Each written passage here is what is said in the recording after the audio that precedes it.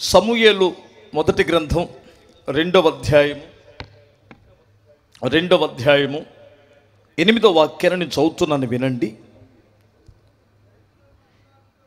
దరిద్రులను అధికారులతో కూర్చుండబెట్టుటకును, మహిమగల సింహాసనమును స్వతంత్రింప చేయుటకును, వారిని మంటిలో నుండి లేవనెత్తువాడు ఆయనే.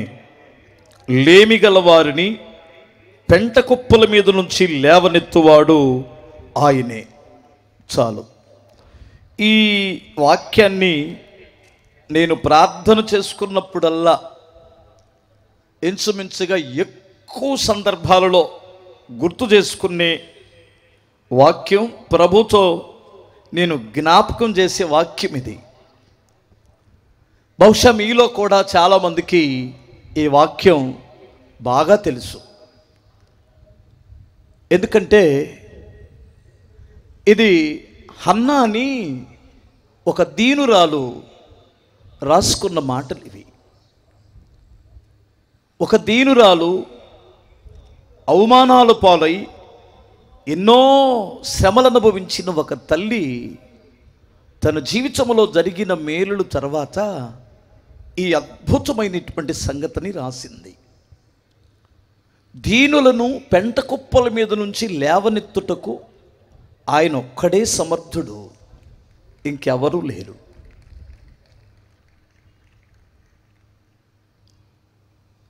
నేను ఒక చిన్న సంగతి మీకు జ్ఞాపకం చేస్తాను. నిజంగా దీనులని దేవుడు లేవనెత్తుతారా? పెంట కుప్పల మీద ఉన్నటువంటి వారిని, అంటే ఇంకంతకంటే హీనమైన స్థలం ఏది లేదని అర్థం. పెంట కుప్ప అంటే దెబ్బ అంటే తెలుసా? పెంటపోగు.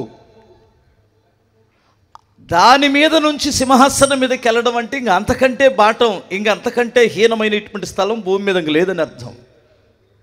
అక్కడ ఉన్నటువంటి వాడిని పైకి లేపుటకు సమర్థుడంటుంది బైబిలు. ఈ రాత్రి ఎవరైనా, నాయనా నేను చాలా హీన స్థితిలో ఉన్నాను, అసలు నా బోటోడు పైకి లేస్తాడా, నా బోటిది మరలా ఆ స్థానంలో చేరుకుంటుందా అని అంటే, ఈ వాక్యాన్ని కానీ నువ్వు నమ్మితే నీ జీవితంలో ఖచ్చితంగా నువ్వు కూడా ఈ వాక్యాన్ని అనుభవిస్తావు. నేను అనుభవించాను. స్తోత్రం చెప్పాలి. ఒకసారి మీకు చిన్న విషయాన్ని జ్ఞాపకం చేస్తాను. యూదయ బెత్లెహేమని ఒక ఊరు ఉంది కదా. ఆ యూదయ బెత్లెహేముకి మోయాబు నుండి ఒక వృద్ధుడు ఒక వృద్ధురాలు ఎత్తుక్కుంటూ వచ్చారు అక్కడికి. వాళ్ళు ఎవరో ఆ ఊరు వాళ్ళకి తెలియదు. వాళ్ళకి సరిగా కళ్ళు కూడా కనిపించవు. ఎత్తుక్కుంటూ వస్తూ ఆ ఊరు గవిని దగ్గరికి వచ్చి, ఊరు బయట, ప్రతి ఊరిలో కూడా ఊరు బయటే పేదోళ్ళు ఉంటారు, గుడిసెలు వేసుకున్న వాళ్ళు ఉంటారు, కాస్త ఉన్నోళ్ళు లోపల ఉంటారు, లేని వాళ్ళందరూ ఊరు బయటే ఉంటారు గుడిసెల్లో. వాళ్ళ దగ్గరికి వచ్చి, బాబు ఈ ఊరిలో నయోమి అని ఒక ఆమె ఉండాలండి, మరి ఆమె ఉందో చనిపోయిందో తెలీదు, వాళ్ళ కోడలు ఒక పిల్ల ఉండాలి, వాళ్ళు ఎక్కడుంటున్నారు బాబు అని అడిగారు. ఇంతకీ వాళ్ళతో మీకేం పని, మీకేమవుతారు అని అడిగారు. అడిగితే, బాబు వాళ్ళ అమ్మను నాయన నేను, ఆ రూత్ అనే పిల్ల వాళ్ళ అమ్మని అని చెప్పింది. నువ్వు రూతమ్మ గారి తల్లివా అని చాలా ఆశ్చర్యపోతున్నారు వాళ్ళు. ఏంటి బాబు ఎందుకు ఆశ్చర్యపోతున్నారు? ఏంటి మా అమ్మాయి లేదా ఈ ఊరిలో? ఏమన్నా పిచ్చి పని చేసిందంటారా? ఏదైనా ఎదో పని, చేయకూడని పని ఏమన్నా చేసిందా అని చాలా బాధతో అడుగుతున్నారు వాళ్ళు.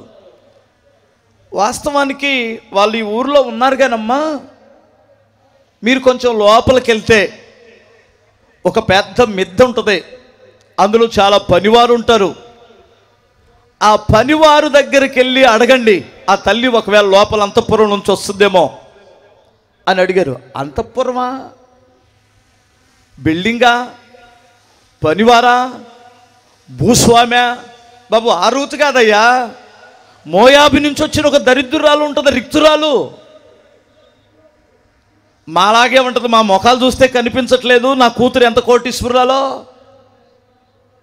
మీరు ఏ రూతును గురించి చెబుతున్నారు బాబు?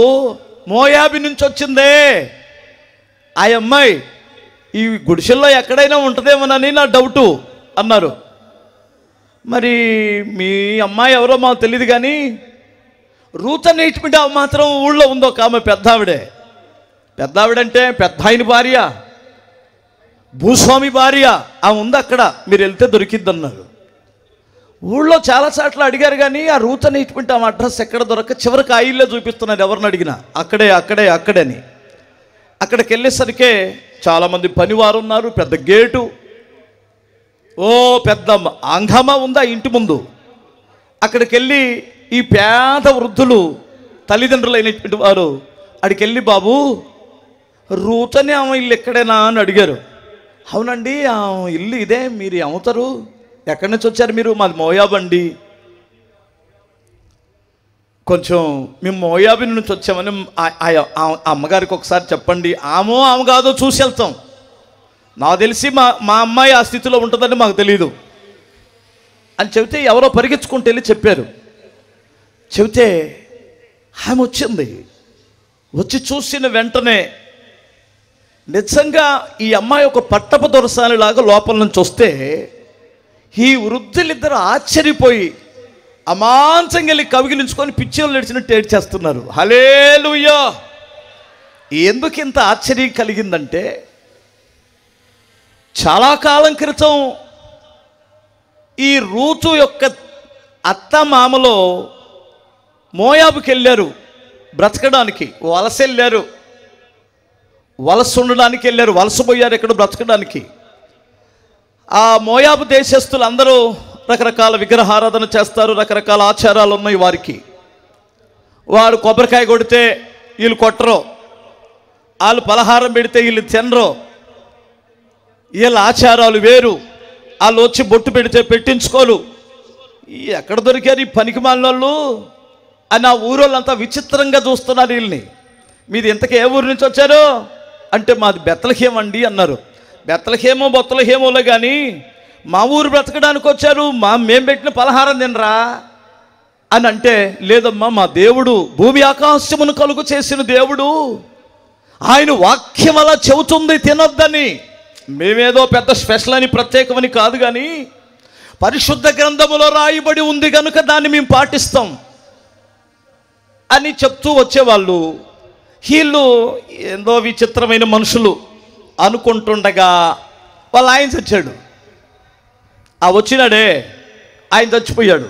చచ్చిపోతే ఊరోళ్ళంతా పాపం దిక్కులేని వాళ్ళు ఈ ఊరు వచ్చారు బ్రతకడానికని వాళ్ళు వచ్చి ఓదార్చారు, అందరు కలిసి ఆ కార్యక్రమం చేశారు. ఇద్దరు యవనస్తులు ఉన్నారు ఆమెకి, ఆ నయోమి అనేటువంటి ఆమెకి. కానీ వీళ్ళ ఆచారాలు అయితే పాటించరు కానండి, చాలా బుద్ధిమంతులు, ప్రేమ కలిగినటువంటి వారు, పద్ధవత కలిగిన కుటుంబం అది. వాళ్ళ పద్ధవత నచ్చి వీళ్ళు ఏమనుకున్నారంటే, వీళ్ళు కానీ పిల్లని అడిగితే మా నూరి పిల్లల్ని ఇవ్వచ్చు అనుకున్నారు. మీరు గమనించాలి, వాళ్ళు వీళ్ళ ఆచారాలు పాటించరు కానీ వీళ్ళ పద్ధతులకి వ్యతిరేకంగా ఉన్నారు, కానీ మానవత్వం కలిగిన కుటుంబం అది. మనిషి ఎలా బ్రతకవలనో బ్రతికి చూపిస్తున్న కుటుంబం అది. భూమి ఆకాశమును కలుగు చేసిన దేవునిందు భయభక్తులు కలిగి అబద్ధమాడన కుటుంబంగా బ్రతికారు వాళ్ళు. ఆ మంచితనమును బట్టి ఆ ఊర్లో ఇద్దరు పిల్లలు వాళ్ళకి చేశారు. ఇలా కర్మ తెల్లారి వీళ్ళు ప్రార్థన చేసుకుంటున్నా, ఎంత భక్తి కలిగి ఉన్నా, ముందు ఒకడు తెచ్చాడు మల్యోన్ అనేవాడు. ఆయన్ని పాతిపట్టు వచ్చిన 1 సంవత్సరం 2 సంవత్సరాలకి చిన్నోడు కూడా తెచ్చాడు. ఇక అప్పుడు ఆ ఊరోళ్ళకి ఏం పడిందంటే, వీళ్ళు ఇంత నిష్ట కలిగి ఉన్నారు, విశ్రాంతి దినము చక్కగా ప్రార్థన చేసుకుంటారు, వీళ్ళు బలులర్పిస్తారు, ఇంత ప్రేమ కలిగి ఉన్నారు, ఇంత మంచివారిగా ఉన్నారు, ఇంత వైరాగ్యము కలిగి భక్తి చేస్తున్నారు. ముందు ముసలాయన చచ్చిపోయాడు. ఇద్దరు కుర్రోళ్ళు, ఇద్దరు యవనస్తులు చనిపోయారు. వీళ్ళ దేవుళ్ళో ఉన్న ఏంటంటావు నాకు అర్థం కాదు. వీళ్ళు ఎందుకు ఇంత నిష్ట కలిగి చేస్తారు? అన్ని నష్టాలే కదా, రిక్తులుగా మారిపోయారు కదా, ఎందుకు వీళ్ళంత వైరాగ్యం కలిగి భక్తి చేస్తారు? వీళ్ళ భక్తి, వీళ్ళు నాకు తెలిసి వీళ్ళకి పిచ్చి పట్టినట్టుంది ఈ భక్తిలో. సరిగా లేదులే వీళ్ళ భక్తి, వీళ్ళ దేవుడు మంచోడు కాదు అనుకున్నట్టు అపార్థం చేసుకున్నారు ఆ ఊరోళ్ళందరూ. సరే, ఇంకా ఊరిలో బ్రతకలేక తల్లి, అమ్మాయి మా ఊరు నేను వెళ్ళిపోతానమ్మా, శుభ్రంగా మీ అమ్మ దగ్గరికి వెళ్ళి మళ్ళీ పెళ్ళిళ్ళు చేసుకోండి, యవనస్తులు కదా అంటే, ఈ ప్రేమకు వారు ఆకర్షించబడ్డారు. కోడళ్ళు ఇద్దరు. అత్త ఎప్పుడు చచ్చిందా అని చూసే ఈ రోజుల్లో, అత్త నువ్వు ఎక్కడికి వెళ్తే మేము అక్కడికి వస్తామని ఇద్దరు కోడళ్ళు ఎంటబడుతున్నారంటే ఆ మహాతల్లి ఎంత మంచిదో ఒక్కసారి ఆలోచించాలా. పైపెచ్చు అన్యురాలు. వీళ్ళిద్దరు ఎవరు? కోడళ్ళు ఇద్దరు అన్యులు. అన్యులైన కోడళ్ళు వాళ్ళ అత్త ఎక్కడికి వెళ్తే అక్కడ భర్తలు లేకుండా వెళ్తున్నామంటే అసలు ఏమి ప్రేమ చూపించిందో మీరు అర్థం చేసుకోవాలి. మరి ఇక్కడ ఎంతమంది అత్తలు ఉన్నారో నాకు తెలియదమ్మా. హల్లెలూయా. నువ్వు ఎన్నడ చేస్తావని ఎదురు చూసే కోడలు లేకపోలేదు. ఏంటి అంత సీరియస్గా ఉన్నారు? నేను నిన్ను తిట్టినట్టు స్తోత్రం చెప్పగలరా? హల్లెలూయా. రెండు చేతులే చెప్పు ఒకసారి. సరే, ఇది ఎంత పెద్ద స్టోరీ. వాళ్ళిద్దరూ బయలుదేరితే వీళ్ళిద్దరు కూడా బయలుదేరారు. బయలుదేరిన తర్వాత వాళ్ళ అమ్మా నాన్నలు ఇద్దరు వచ్చారు. వచ్చి మీకు ఏమన్నా పిచ్చి పట్టిందా? ఆ ముసలిదేదో వెళ్తుంటే మీరంతా ఏదో ఏదో పెద్ద సాధించినట్టు వెళ్తున్నారు. మీ మామ చచ్చాడు, మీ ఆయనలు ఇద్దరు చచ్చారు, ఆమెమో దేవుడు దేవుడు దేవుడు విడిచిపెట్టదు, పనికి మాలిన మీరు అని వచ్చారు. వస్తే ఇంటి దగ్గరికి వీళ్ళు ఏమన్నారు తెలుసండి? లేదు లేదు, ఆమె ఎక్కడ తెస్తే మేము అక్కడ చేస్తాం, మేమిద్దరం కలిసి వెళ్తామన్నారు. కూసేపు ఆగిన తర్వాత మరి ఏమైందో తెలీదు, ఒక పిల్ల వెళ్ళిపోయింది. ఒక పిల్ల ఆమెతో కలిసి వెళ్ళిపోయింది. వెళ్తున్నప్పుడు ఈ ఇంటికి వెళ్ళిన వార్ప వాళ్ళ తల్లిదండ్రులు ఉన్నారు కదా, వీళ్ళు రూతు తల్లిదండ్రుల దగ్గరికి వచ్చి మీకు సిగ్గులు అర్థం ఉండాలి, అది ఆమెతో వెళ్తుంది, దాన్ని పట్టుకొని వెనకరా లాక్కరా వచ్చు కదా, ఈడ్చుకొని రావాలి అని చెప్తే అది వినేటట్లేదు. ఒకవేళ మేము ఈడ్చుకొని వచ్చిన ఇంటికి వచ్చిన తర్వాత ఏదైనా తాగి చచ్చిద్దేమో, వాళ్ళ అత్త మీద అంత ప్రేమ పెంచుకుంది, చావనే అది పుట్టలేదు అనుకుంటాం, దరిద్రం వదిలిపోయింది అనుకొని ఇంటికి వచ్చాడు. ఆ తర్వాత కొన్ని సంవత్సరాలు, ఇప్పుడు అక్కడ ఏం జరిగిందో వీళ్ళకి తెలియదు. కొన్ని సంవత్సరాలు తర్వాత ఈ రూతు యొక్క తల్లిదండ్రులు ఒక్కసారి బిడ్డను చూసుకొని వద్దామని, ఇప్పుడు నాకు ట్రైన్లు ఉన్నాయా బస్సులు ఉన్నాయా, ఒక్కసారి బిడ్డను చూసుకొని వద్దామని వెళ్ళారు. అక్కడికి వెళ్ళినప్పుడు అంతఃపురములో ఉన్న పిల్లను చూసి ఆశ్చర్యపోతున్నారు. ఒక భూస్వామి, ఒక మంచి వ్యక్తి, ఒక మహానుభావుడు దిగొచ్చి వారిని ప్రేమతో ఇంట్లోకి చేసుకున్నాడు. వాళ్ళ ఇంట్లో పనివారు ఉన్నారు. అది ఒక గొప్ప చరిత్రగా ఉంది. ఇంకా చెప్పాలి అంటే వాళ్ళు చనిపోయిన తర్వాత ఆమె పేరు క్రీస్తు యొక్క వంశావళిలో చేర్చబడింది. ఏమిటి కారణం? ఏం జరిగి ఉండొచ్చు అంటారు? రూతు గ్రంథములో 4 అధ్యాయాలు ఉన్నాయి. ఈ 4 అధ్యాయాలు 4 మాటలుగా నేను విభజించేసి మీకు చెప్పేసి ఇక్కడి నుంచి పంపించేస్తాను. అసలు ఈ ఆశీర్వాదానికి కారణం 4 అధ్యాయాల్లో విమిడే ఉంది. స్తోత్రం చెప్పాలి.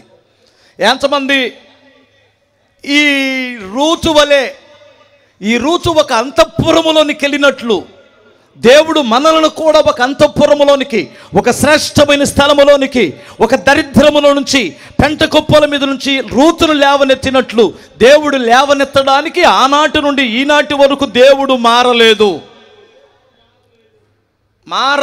అన్నటువంటి వారు నమ్మితే చేతులు ఎత్తుతారా? మారాడంటారా దేవుడు? మనం మారుతాం, మన బుద్ధి మారిద్ది, మన మనస్తత్వాలు మారిపోతాయి. దేవుడు మారనటువంటి వాడు. ఆయన నిన్న నేడు ఒకటే రీతిగా ఉన్నాడు. రూతుని హెచ్చించిన దేవుడే నిన్నైనా హెచ్చించగలడు, నన్నైనా హెచ్చించగలడు. కానీ రూతులో నేను 4 లక్షణాలు చూశాను. ఈ 4 అధ్యాయాలు 4 విషయాలు తెలియచేస్తాయి. దాన్ని నేను తెలియజేస్తాను, మీరు జాగ్రత్తగా వింటారు. మీకు అందరికి వాక్యం బాగానే తెలుసు. హల్లెలూయా. ఒకసారి నేను టైం కూడా చూసుకుంటా. బిగ్గరగా స్తోత్రం చెప్పు.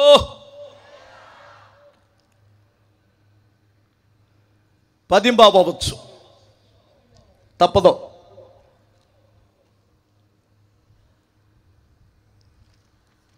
ఫస్ట్ అధ్యాయం చూడండి ఒకసారి. మొదటి అధ్యాయం 16-17 వాక్యాలు. అమ్మా గట్టిగా చదువు. అబ్బాయికి మైకి. నా వెంబడి రావద్దనియు, నన్ను విడిచిపెట్టమనియు నన్ను బ్రతిమాల కొనవద్దు. నువ్వు వెళ్ళు చోటకే నేను వచ్చేదను, నీవు నివసించే చోటనే నేను నివసించేదను. నీ జనమే నా జనము, నీ దేవుడే నా దేవుడు. అంటే ఫస్ట్ అధ్యాయమును గమనించవలసింది ఏమిటంటే, అసలు ఏమో స్థితి మారిపోవడానికి మొట్టమొదటి కారణం ఏమిటంటే తీర్మానం. ఆమె చేసినటువంటి తీర్మానం. మీకు చాలా కాలం క్రితం ఆ బోర్డుల మీద రాసేవాళ్ళు, ఒక ఐడియా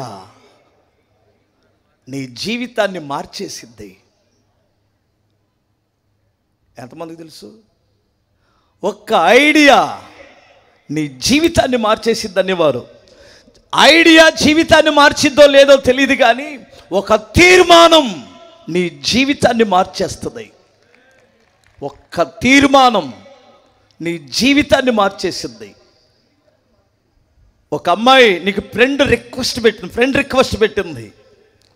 ఓకే చేసావు.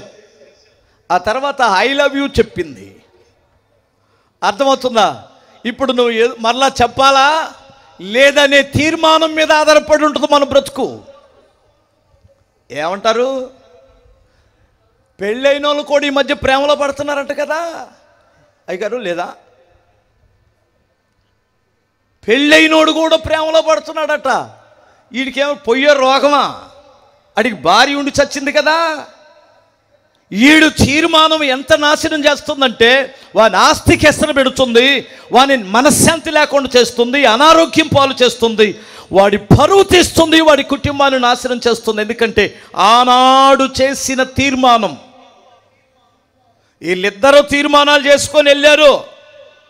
వార్పా రూతు వీళ్ళిద్దరూ మంచి తీర్మానమే. కానీ ఒక ఆమె కొంత దూరం దాకెళ్ళి తీర్మానం పోగొట్టుకొని మళ్ళీ బయటకు వచ్చేసింది. ఒక ఆమె అదే తీర్మానం మీద వెళ్ళిపోయింది. కారణం ఏమిటంటే, దయచేసి మీరు గమనించాలి, ఈ తీర్మానం చేసుకునేటప్పుడు కొంతమంది ఎవడో ఒకడు మనకో ఏదో ఒకటి చెబుతాడు, ఏదో ఒకటి ఐడియా ఇస్తాడు. అది వాడిచ్చిన ఆలోచన సరైందో కాదో గమనించాలి ఫస్ట్. అవునా?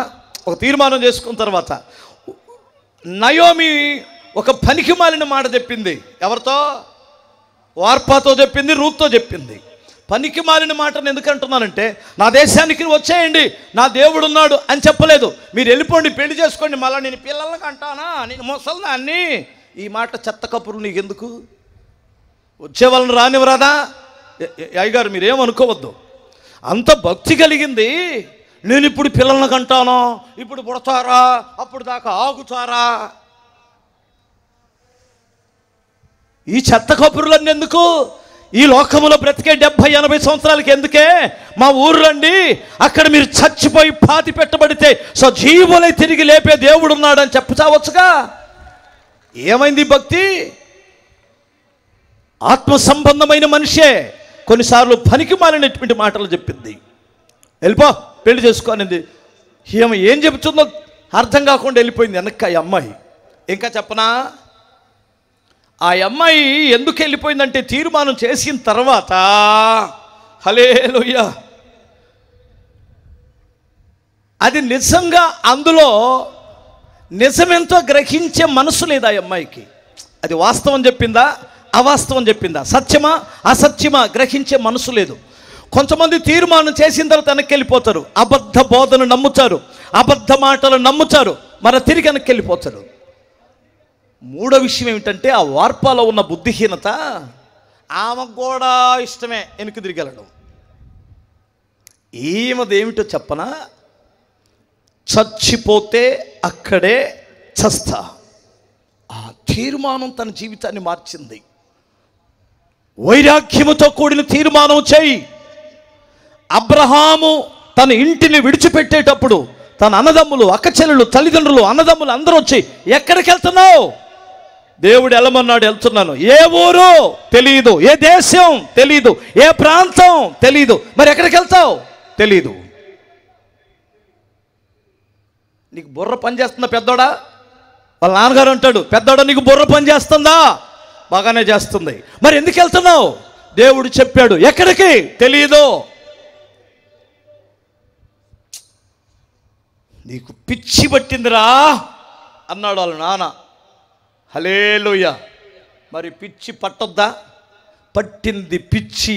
అబ్రహాముకి దేవుని పిచ్చి, అది మంచి పిచ్చి.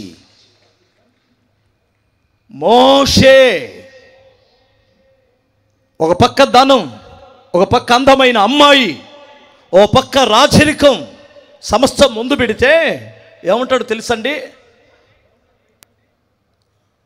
క్రీస్తు నిమిత్తమైన నింద గొప్ప భాగ్యం. ఇదేంటి రాజరికం? ఆప్ట్రల్. అందమైన అమ్మాయి ఆప్ట్రల్. ఎండి బంగారాలు ఆప్ట్రల్. మరి నీ వెళ్తున్న ప్రజలు, లోబడలున్నటువంటి ప్రజలు, పనికి మారినటువంటి వారు, వాళ్ళ బుద్ధి లేదు, వాళ్ళతో కలిసి శ్రమ పడుట నాకు మేలు అన్నాడు. కొట్టు ఒకసారి చప్పట్లో. చాలామంది అంటున్నారు ఈ రోజుల్లో మనోళ్ళు, అసలు నాకు క్రిస్టియన్స్ని చూస్తే మండుతుందమ్మా, మనోళ్ళ కంటే అన్ని జనులే నయ్యం, అన్ని జనులు భలే ఉంటున్నారు, వీళ్ళే బాగోట్లేదు. నీ ముఖం మండ. అన్ని జనులే బాగలేకపోతే ఇంక ఒకసారి అన్ని జనులే బాగుంటే మరి వీళ్ళ సంగతి ఏంటి? నీ దృష్టి మారింది. ఒక్క మాటతో చెప్పాలంటే నీ దృష్టి మారింది. స్తోత్రం చెప్పగలరా? ఇందాక మేము మధ్యాహ్నం నేను మాట్లాడుకున్నాం, శాంతారావు గారు నేను, పొద్దునట్టుంది టిఫిన్ చేస్తూ. ఒక భక్సింగ్ గారికి వాళ్ళ ఇంటి వారికి ఆయన భక్తి కలిగినటువంటి వాడిగా కనిపించాల, ప్రపంచానికి కనిపించాడు. లేదంటే వాళ్ళందరూ మారేవాళ్ళే కదా. ఒక సాధు సుందర్ సింగ్ గారికి తన ఇంటి వారికి ఆయన భక్తి కలిగినటువంటి వాడిగా కనిపించాలా, లేదంటే వాళ్ళందరూ మారేవాళ్ళే కదా. అక్కడ దాకెందుకు? యేసు ప్రభు వారిని ప్రపంచం ఆరాధిస్తుంటే బుట్ట ముగ్గురు లేని కోటి మంది లేనిటువంటి ఇజ్రాయేలులకు అర్థం కాలేదు ఆయనలో ఉన్న దైవత్వం. ఈ రోజున చాలామంది పాడేది ఎక్కడో తెలుసా? ఒక దైవజనుడు ఇంట్లో ఉంటే వాళ్ళ భార్య, వాళ్ళ పిల్లల దైవత్వాన్ని గ్రహించకపోతే సర్వనాశనం అయిపోతుంది ఆ కుటుంబం. ఊరంతా బాగుపడిద్ది, సంఘమంతా బాగుపడిద్ది, అందరూ బాగుపడతారు, ఈ ఇల్లు మాత్రమే నాశనం అవుతుంది. కారణం ఏమిటంటే ఆ దైవజనుడు యొక్క దైవత్వం ఆ ఇంటి వారు గ్రహించటం లేదు. ప్రపంచానికి ఆయన మహోన్నతుడు. ఎక్కడ దాకెందుకు మీకు? ఎవరికైనా రోగం వస్తే అందరూ వచ్చి మోకరించి ప్రార్థన చేసుకొని దైవజనుడి దగ్గర రోగాలు బాగైపోతాయి. కానీ పాస్టమ్మ ప్రార్థన చేయించుకోదు. అందుకని ఎప్పుడు రోగాలు ఆ దయ్యానికి. పాస్టమ్మ మోకరించడానికి మా ఇన్సల్టు, అవునా కాదా? ఏమకే వరాలు ఉండే. ఏంది పాస్టర్ గారు చేస్తే తగ్గిందా? నాకు అంతకంటే పెద్దదేముందిరా వరం. ఈ దయ్యానికి ఎప్పుడు రోగాలు ఎందుకు అనుకున్నారు? ఏమనుకోద్దమ్మా, పాస్టమ్మ గారు నిండు వందనాలు, క్షమించండి. నువ్వు ఇతరులకు ప్రార్థన చేసి స్వస్థత ఇస్తున్న, ఆయన ద్వారా స్వస్థిస్తున్న దైవజనుడి దగ్గర నువ్వు ఎందుకు మోకరించలేకపోతున్నావు? ఊరందరికీ ప్రార్థన చేసి స్వస్థ, వాళ్ళ పిల్లలు వచ్చి మోకరించరు. నాన్న నాకు రోగం వచ్చింది, చిన్న ప్రార్థన చేయి, నేను కాలేజీకి వెళ్తున్నాను, నాకు మంచి మార్కులు రావాలి. ఏం చేసుకోవద్దండి అయ్యగారులు? వీడు చేసుకోడు, వీడు పోయే కాలం దగ్గర పడింది వీడికి. ఏమనుకోవద్దు. అందుకనే వీళ్ళు బాగుపడరు. కోపం వస్తుందా? హల్లెలూయా. క్రైస్తవులు మంచోళ్ళు కాదా? ఎవడ కొంపార్చారు? ఒకవేళ మంచోళ్ళు కాకపోతే చిన్న చిన్న పొరపాట్లు మాలో ఉండొచ్చు, కానీ మేము నేర్చుకుంటున్నాం ప్రభు దగ్గర, పరిపూర్ణత చెందుతున్నాం. స్తోత్రం చెప్పాలి. అందుకనే ఈ ఈ కోటాలు. హల్లెలూయా. రెండు చేతులు చెప్పగలరా? ఈమె అంతగా హెచ్చించబడ్డానికి ఫస్ట్ నిర్ణయం ఏంటి చెప్పండి? ఆమె తీర్మానం. ఈరోజు బాప్తిసం తీసుకోవడానికి ఒక తీర్మానం చెయ్యి. ఇది మొదలుకొని నేను ప్రతి ఆదివారం నేను చర్చికి వెళ్తాను ప్రభువా, తీర్మానం చెయ్యి. ప్రభువా నీ సేవ కొరకు ఉపయోగపడతాను అని ఒక తీర్మానం చెయ్యి. నీ తీర్మానాన్ని బట్టి నీ స్థితిగతులు మారిపోతాయి. ఆమె చేసిన తీర్మానమే ఆమెను అంతఃపురములో కూర్చోబెట్టింది. హల్లెలూయా. రెండవ అధ్యాయాన్ని చూద్దాం. రెండు చేతులు చెప్పగలవా? 2వ అధ్యాయంలో మనకేం కనిపించిందంటే సేవ కనిపించిందంట. అంతే. ఆమె తీర్మానం చేసుకొని మోయాబుకి వెళ్ళిందా? 2వ అధ్యాయం అంతా సేవే కనిపిస్తుంది. మీకు అర్థమవుతుంది అనుకుంటాను. స్తోత్రం చెప్పాలి. బోయాజు సేవ చేశాడు, బోయాజు పనివారు సేవ చేశారు, రూతు సేవ చేస్తుంది. ఎందుకంటే పరిగేరి తన అత్తగారిని పోషిస్తుంది. ఆయన వచ్చిన పరదేశిని పోషిస్తున్నాడు. తన పనివారు కుండల్లో ఉన్న బావిలో ఉన్న నీళ్లు చేది పోస్తారు. వాళ్ళందరిలో త్యాగమే కనిపించింది. సేవ ఎక్కడుంటుందో, త్యాగం ఎక్కడుంటుందో, ఎక్కడ సేవ చేస్తారో, ఎక్కడ దేవుని కొరకు పరిచర్య చేస్తారో దేవుడు అక్కడ వారిని హెచ్చించబోతున్నాడు. హల్లెలూయా. గట్టిగా చెప్పు. నీ సంఘములో నువ్వేమైనా సేవ చేస్తున్నావా? ప్రభువా నా తండ్రి, పెంట కుప్పల మీద నుంచి దీడు లేవనెత్తుతానని చెప్పావు, నన్ను కూడా లేవనెత్తు 20 సంవత్సరాల నుంచి చేస్తున్నావు, నువ్వు లేవట్లా. ఎందుకని లేవంటే నీ ఇంటోళ్ళు ఎవడో సేవ చేయడు. నువ్వు తిన్న కంచం ఇంకొకటి కడగాల, ఒకళ్ళు తిన్న కంచం నువ్వు కడిగి చావు. సేవేది? నశించిపోయే వారికి సువార్త చెప్పు. నీ ముందు నాశనం అవుతున్న వారికి 2 మాటలు చెప్పవు కదా. నీ ముందు నీ చర్చకు వచ్చేటువంటి వారు ఆగిపోతే వారి ఇంటికి వెళ్ళి, అమ్మాయి ఎందుకు ఆగిపోయావు? పాస్టర్ గారిని చూస్తే నాకు మండి. ఎవడికి మండదండి? మండినంత మాత్రాన్ని ఆగిపోవడమేనా? మీ ఆయన్ని చూసి నీకు ఎందుసార్లు మండలేదంటారు? అంత మాత్రాన్ని విడిచిపెట్టేసామా? మా ఆవిడని చూసి నాకు ఎన్నిసార్లు మండలేదు? మండినంత మాత్రం విడిచిపెట్టేసామా? మీరు చెప్పండి అన్న న్యాయం. మనకు మాత్రం ఎన్నిసార్లు మండలేదు వాళ్ళని చూసినప్పుడల్లా? మంటో బాంటో ఎట్లా చల్లార్చుకొని ఉంటలా? హల్లెలూయా. మరి పాస్టర్ గారి మీద మండి వెళ్ళిపోతుంటే నువ్వు వెళ్ళి చల్లార్చాలి కదా అంటున్నాను నేను. వీళ్ళెళ్ళి సంఘ పెద్దలైనటువంటి వారు, సేవ చేసేటువంటి వారు దేవుని కొరకు. అమ్మాయి ఏమన్నాడు? అమ్మాయి ఏమన్నాడు? పాస్టర్ గారు ఏమన్నా? అమ్మాయి మనం సరిచేయటానికి కదా దైవజనుడు ఉంది. మన నాన్న అయితే మనల్ని మాట్లాడ్డా, మన నాన్న అయితే మనల్ని సరిచేయరా, మన నాన్న అయితే మనల్ని ఏమన్నా గద్దించరా, బుద్ధి చెప్పరా, ఎందుకమ్మా అలా అపార్థం చేసుకుంటావు అని చెప్పి సేవ చేస్తున్నారే, వారిని దేవుడు రూతుని పెట్టినట్టు అంతఃపురంలో పెట్టేస్తాడు.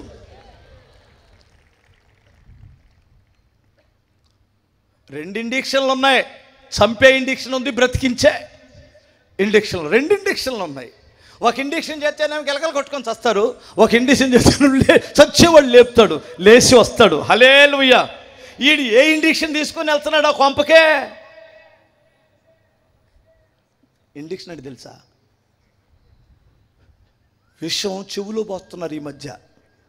విషం ఎండ్రని చెవులో పోతే దెబ్బకి పోతారంట కదా.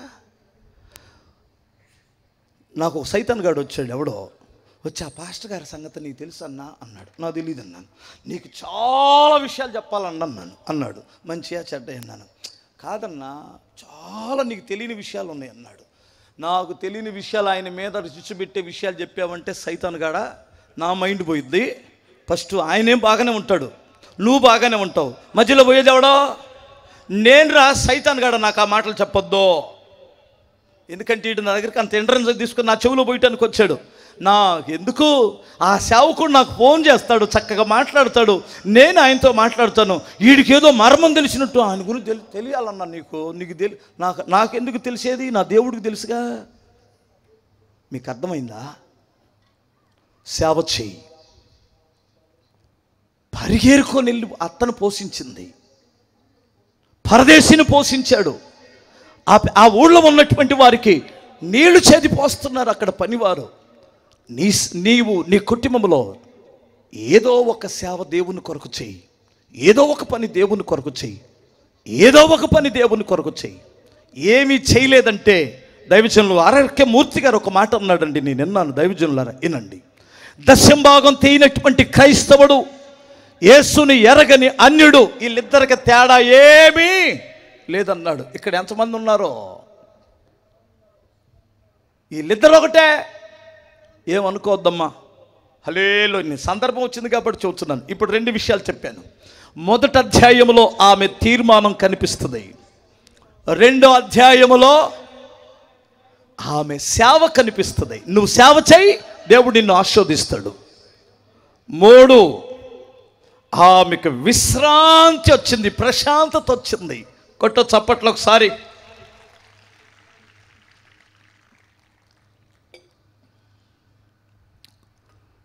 అర్థమవుతుందంటారా?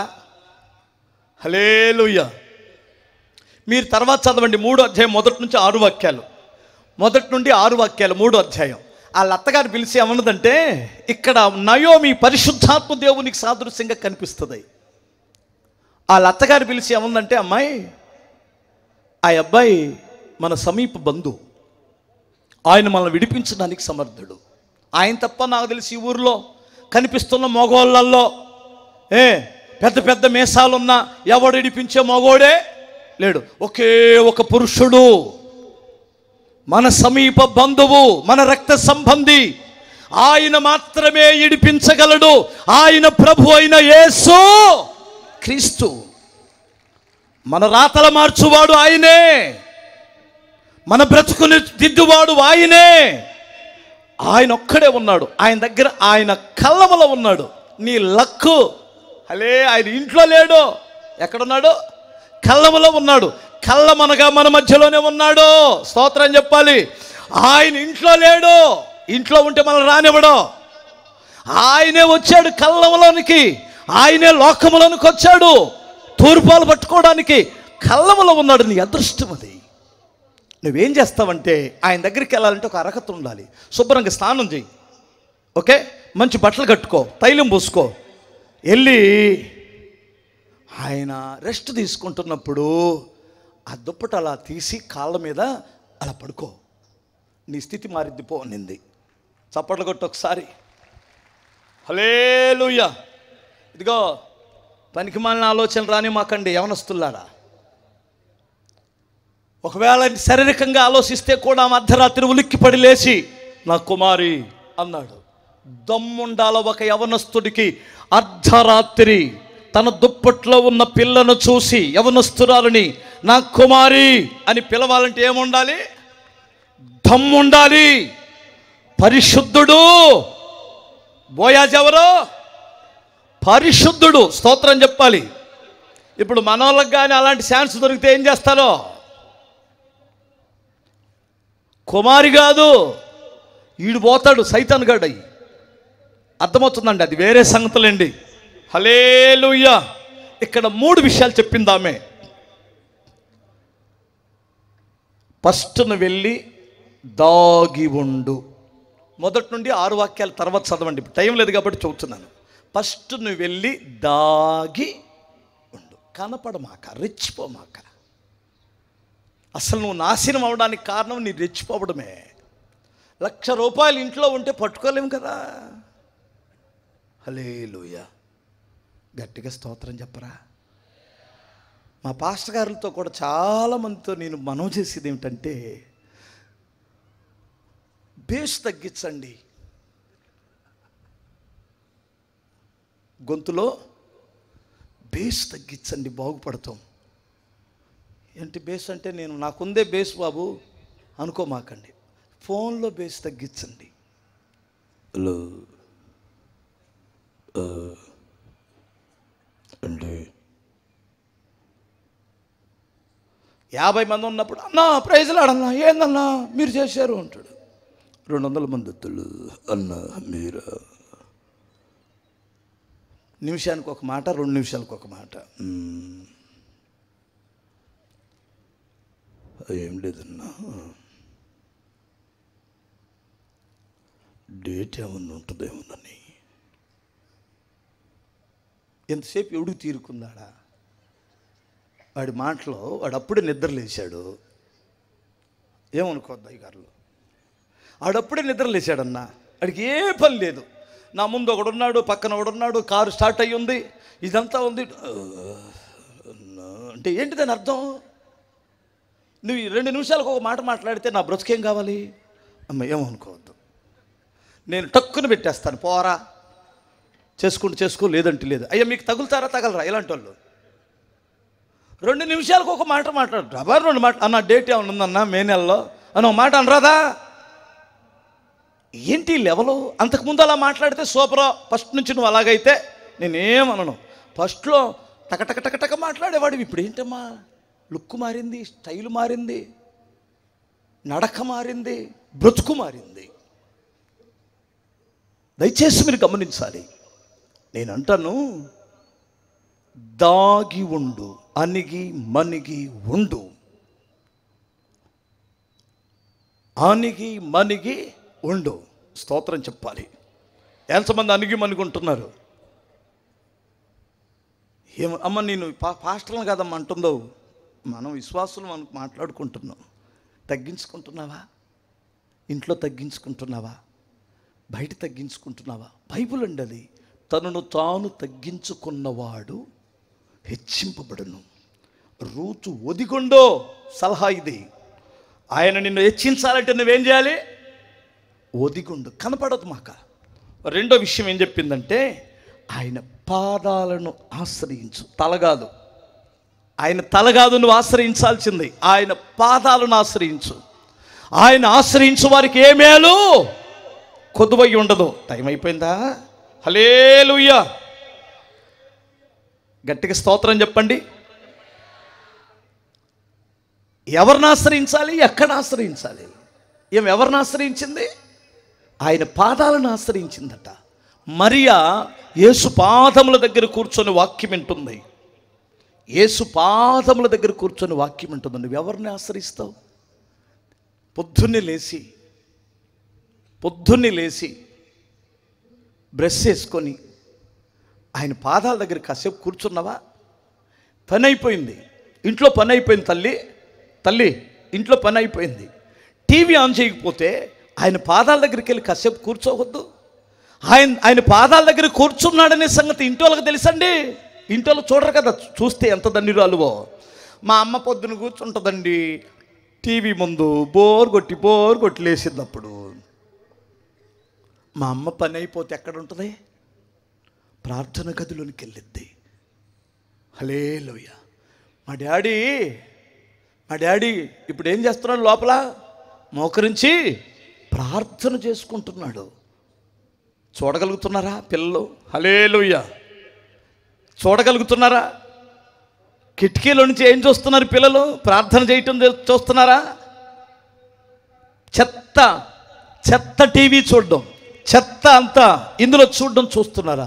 దయచేసి మా నాన్న బైబిల్ చదవటం మేము చూస్తాం, నా తల్లి బైబిల్ చదవడం మేము చూస్తాం, నా తండ్రి ప్రార్థన చేయడం మేము చూస్తాం. ఎందుకంటే ఆయన పాదాలను ఆశ్రయించే అనుభవం నా తండ్రికి ఉంది, ఆయన పాదాలను ఆశ్రయించే అనుభవం నా తల్లికి ఉంది. పొద్దున్నే లేచి పిల్లలు వారి భవిష్యత్తు బాగుండాలంటే యేసు పాదములు ఆశ్రయించే అనుభవంలోనికి వస్తే నీ జీవితంలో ప్రశాంతత వస్తుంది. బిగ్గరగా స్తోత్రం చెప్పాలి. ఆయన వస్త్రము తొలగించి వస్త్రం కింద దాగిపోంటుంది. హల్లెలూయా. ఆ వస్త్రం కప్పేసుకో, ఆ రక్షణ వస్త్రం కప్పేసుకో. ఆయన గుడారం లాంటిది ఆయన వస్త్రం. ఆయన దుప్పటి కింద ఉండు. ఆయన దుప్పటి కిందకి వెళ్ళిపో. ఆ సంఘములోనికి వెళ్ళు. నువ్వు ఆయన సంఘములను ఒదిగొండు. ఆయన సంఘములో నీ కాపుదల ఉంటుంది. ఆయన సంఘములో నువ్వు ఎప్పుడైతే వెళ్ళావో అక్కడ నీకు ప్రశాంతత దొరికింది. ఎందుకంటే ఆ 3వ అధ్యాయంలో ఏమంటుందంటే, నీకు విశ్రాంతిని ఎతకవలసిన దానను నేను అనింది. ఇప్పుడు ఎప్పుడైతే ఆయన పాదాల దగ్గరికి వెళ్ళిందో ఏం దొరికిందండి? మనసులో, జీవితంలో విశ్రాంతి, ప్రశాంతత దొరికింది. కొట్టు చప్పట్లు ఒకసారి. అబ్బబ్బబ్బబ్బబ్బబ్బా, ఎన్ని రిస్కులో, అప్పుల చేత విసుకులు, వడ్డీలోడితో ఇసుకులు, రోగాలతో ఇసుకులు, పిల్లలతో ఇసుకులు, ఇరుగు పొరుగు వారితో ఇసుకులు. అసలు ఈ బ్రతుకుడు కంటే చచ్చిపోవటం మేలనుకుంది.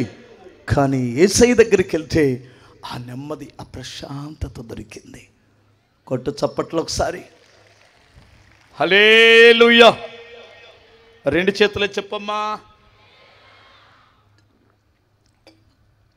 నేను ఇందులో పాట అద్భుతమైన మాటలు దేవుడిచ్చాడండి.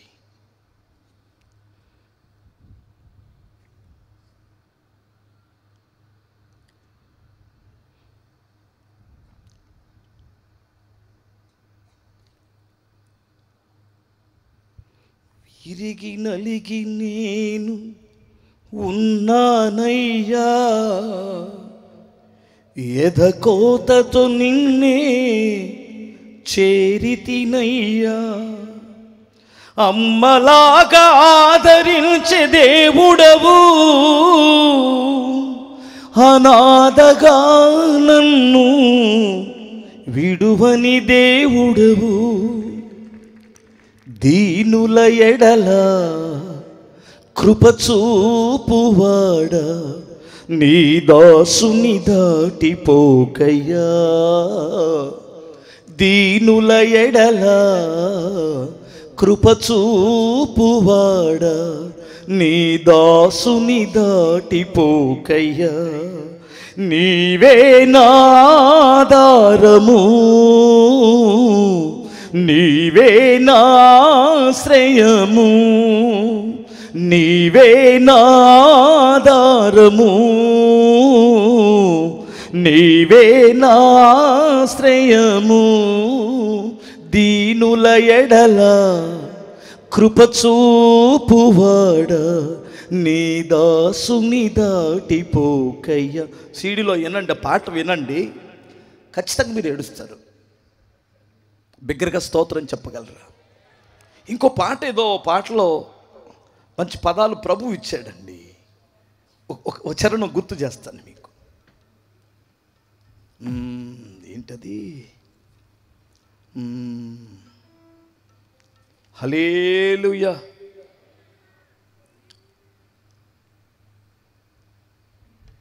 నడిచే కార్చిన కన్నీళ్లతో పూలను పూయించి, ఏడ్చిన ఎదలోనే ఫలములు పండించితివి.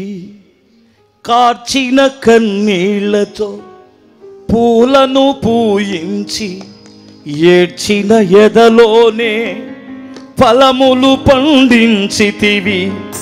నాలో నీవుండి నీతో నడిపించి, నాలో నీవుండి నీతో నడిపించి, పరిమళ వాసనగా బ్రతుకును మార్చితివి. యేసయ్యా యేసయ్యా నా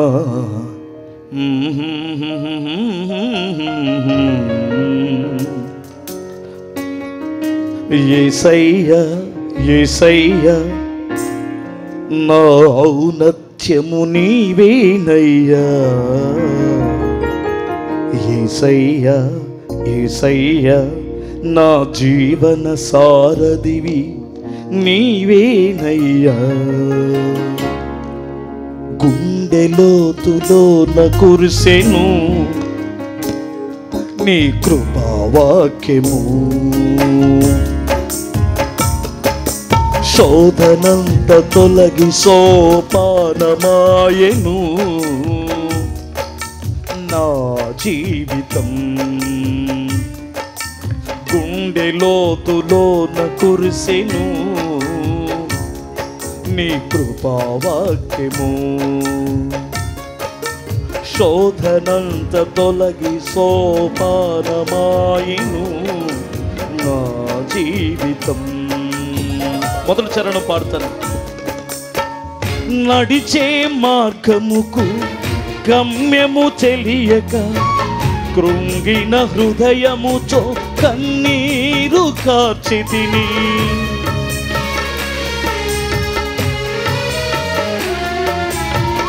నడిచే మార్గముకు గమ్యము తెలియక కృంగిన హృదయముతో కన్నీరు కార్చితిని. నీవే చెలికాడివై చెంతను నిలువగా, నీవే చెలికాడివై చెంతను నిలువగా, నీ చెలిమే నా బలమై గమ్యము తెలిపెను. యేసయ్యా యేసయ్యా ఔన్నత్యము నీవేనయ్యా. యేసయ్యా యేసయ్యా నా జీవన సారథివి నీవేనయ్యా. గుండె లోతులోన కురిసెను నీ కృపావాక్యము. శోధనంత తొలగి సోపానమాయెను నా జీవితం.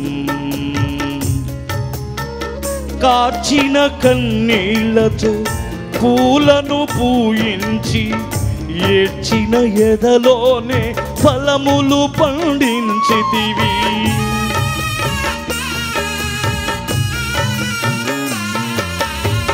కార్చిన కన్నీళ్లతో పూలను పూయించి ఏడ్చిన ఎదలోనే ఫలములు పండించితివి.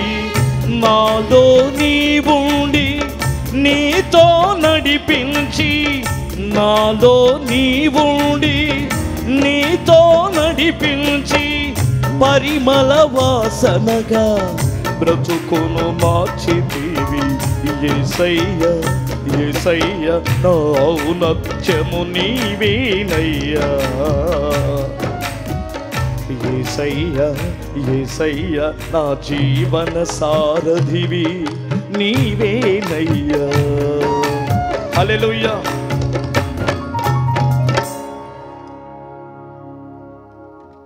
ఎంతమందికి దేవుని వాక్యం అర్థమవుతుంది?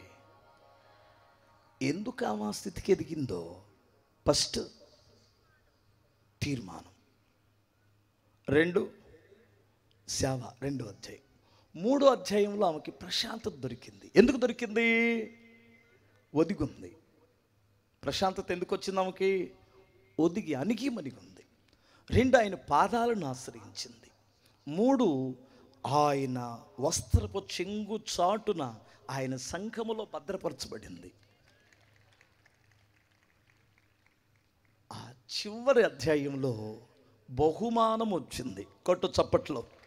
ఏమిటి బహుమానం? అంతఃపురములో ఆయన భారీగా ఉంది. ఒక ఎదవరాలు, ఒక రిక్తురాలు, ఒక తీసివేయబడినటువంటి మనిషి ఒక మహారాజుకి, ఒక భూస్వామికి రాజు భారీగా మారిపోయిందండి ఆమె.